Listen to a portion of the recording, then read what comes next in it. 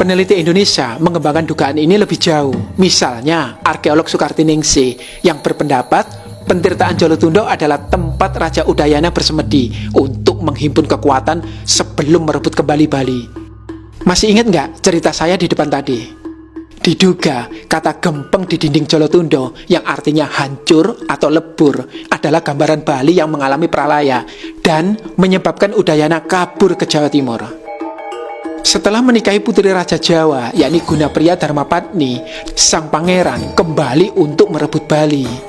Namun, dugaan ini pun diragukan sebagian kalangan, dan ini alasannya. Jejak gemilang Raja Makutha Wangsawardhana.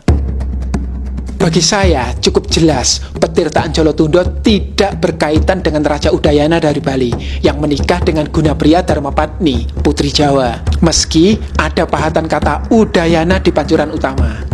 Itu karena selama sang permaisuri hidup, namanya selalu muncul pertama dalam setiap prasasti yang diterbitkan Raja Udayana. Agaknya saat itu Bali sudah masuk dalam Mandala Medang yang dipimpin dinasti Isyana.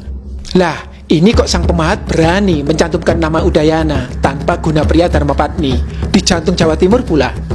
Jadi, kemungkinan besar tulisan Udayana di Jolotundo bukan menunjuk pada sang Raja Bali. Menurut arkeolog Agus Arismunandar, inskripsi itu adalah petunjuk untuk pemahat relief. Semacam notes, nanti kamu pahatin ya adegan cerita ini di batu yang itu. Dalam kasus Jolotundo, yang akan dipahat adalah kisah Dewi Mergayawati yang sedang hamil dan menumpang Garuda, bukan pesawat terbang tapi ya, ke pertapaan di Gunung Udayaparwa. Nah, di sanalah Dewi Mergayawati melahirkan bayi laki-laki bernama Udayana. Dan ini adalah bagian dari cerita Mahabharata. Serius Mas Asisi? Tulisan itu cuma petunjuk pahatan relief? Nih buktinya. Persis di atas tulisan itu ada panel relief yang menceritakan kisah Dewi Mergayawati dan Udayana.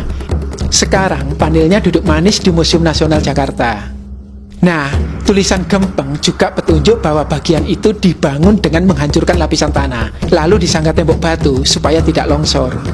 Kita bisa lihat ya, petirtaan ini berada di kemiringan lereng gunung. Inskripsi angka tahun 977 Masehi jelas adalah tahun pembangunan pentirtaan ini. Dan masa itu kira-kira bersamaan dengan kekuasaan Putri Mpu Sindok, yakni Sri Isyana Tunggawijaya hingga Makutha Wangsawardhana, cucu Mpu Sindok. Namun, dugaan terkuat adalah petirtaan Jolotundo dibangun pada masa Raja Makutha Wangsawardhana. Prasasti Pujangan menyebutnya permata dunia yang jiwanya mengalirkan kesejahteraan bagi semua makhluk serta menjadikan dunia ini makmur. Prasasti ini bahkan memujinya bagaikan Dewa Wisnu yang berkilauan. Semua pujian ini sangat sesuai dengan gambaran petirtaan Jolotundo yang terus mengalirkan air sumber kehidupan.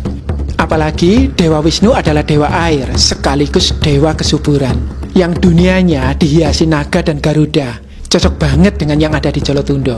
Namun, ini baru dugaan ya. Kalau Anda lebih condong pada dugaan yang mana?